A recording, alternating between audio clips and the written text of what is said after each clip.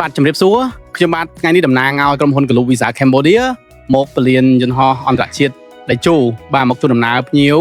ដែលគាត់ទទួលបានវីសាទៅរៀនថ្នាក់អនុបណ្ឌិតនៅប្រទេសកាណាដាមួយគ្រួសារបាទសប្បាយចិត្តមែនទែនហើយក៏អរគុណដល់ភ្ញៀវដែលគាត់បានជឿទុកចិត្តហើយឲ្យយើងប្រសេសឥឡូវនេះយើងជោគជ័យហើយយើងជួលដំណើរគាត់ដើម្បីបន្តឲ្យគាត់ទៅរៀនចប់និងទទួលបាន work permit ធ្វើការហើយបន្តពីធ្វើការបាន1ឆ្នាំគាត់នឹងអាចស្នើសុំ PR ព្រោះនៅទាំងគ្រួសារបាទគឺជាកម្មវិធី Canada Master Program អញ្ចឹងទីទៀតខ្ញុំនឹងជួបជាមួយនឹងភ្ញៀវហើយសួរគាត់ពីចំណាប់អារម្មណ៍ក៏ដូចជាដំណើរការនៃការដាក់ពាក្យរបស់គាត់ជាមួយនឹង feedback របស់ភ្ញៀវផ្ទាល់ថាតើក្រុមហ៊ុនរបស់យើង process ជូនគាត់មានបែបផែនយ៉ាងណាខ្លះបាទសូមអញ្ជើញតាមដានទាំងអស់គ្នាបន្តទៀត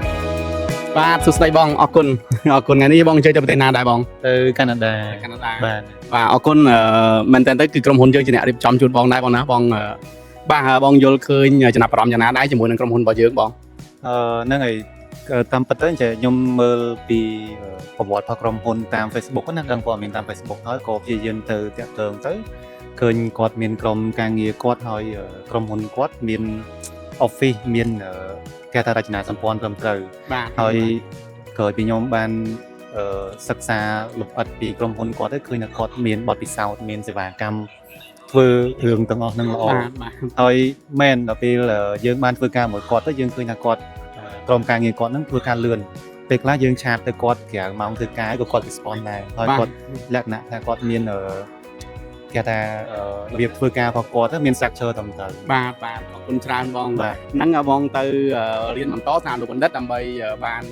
ទៅអនាគតទទួលបានសិទ្ធិរស់នៅណាបងណាបាទហើយថ្ងៃនេះខ្ញុំតំណាងឲ្យក្រុមហ៊ុន Group Visa Cambodia មកចូលរួមមកអបអរសាទរបងហើយមានកាដូតិចតួចក៏ដូចជាបាច់ផ្កាជូនបងបាទហើយយើងមានកាដូ